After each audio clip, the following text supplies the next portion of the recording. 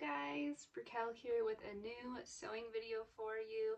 In today's video, I want to teach you how to sew button loops.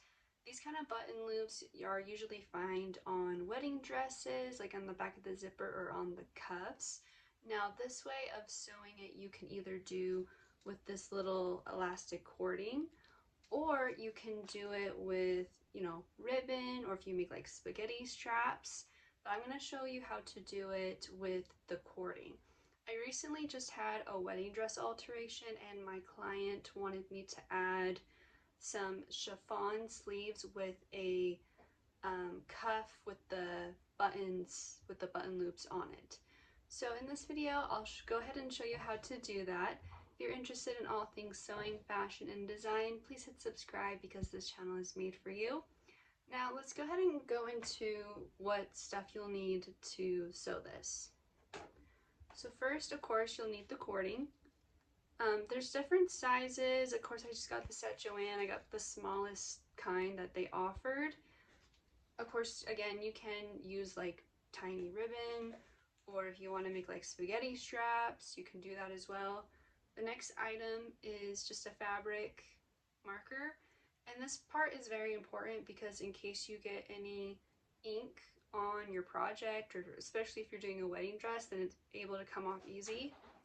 And then just some regular paper, probably white paper, so that way you're able to see your markings better.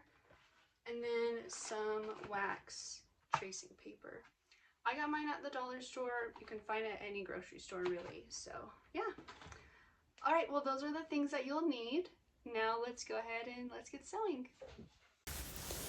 The first step is to get waxing tracing paper, and then you want to get a marker that is safe for fabrics, just in case you happen to get any ink on your fabric. Then you can just wash it off. Then you mark how big you want your loops to be, trace that, pin it on to where you're going to sew on your loops, and then go ahead and then hold your loops in place while you're sewing it, and then make sure that you backstitch back and forth in between the elastic cording to help it hold in place better. After you are done sewing on the elastic cording, you then go ahead and peel off the tracing waxing paper. Then the next step is you can go ahead and fold right sides together, and then I would back stitch in between the elastic cording to make sure that that cording stays in place. Also, pro tip, you know how you can see the loops on the other side right here that's going to go inside of your project? Don't cut the loops because that will defeat the purpose and they will fall out. You want to make sure that it gives it enough structure, and that's why you want to make sure that you're going to back stitch in between that cording to lock it in place.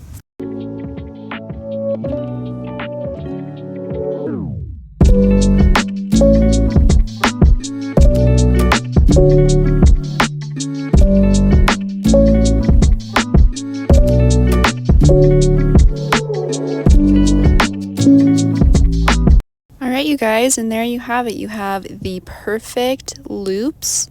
You can go ahead and test them out and make sure that they are stable and that they're not going to fall out.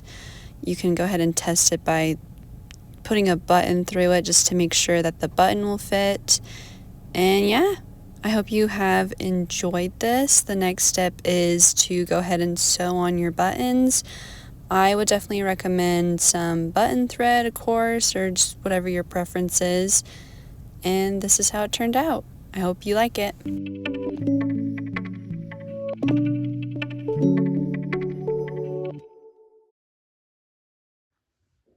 you guys, that will do it for today's video. I hope it has been helpful to you and you are now a pro at sewing button loops.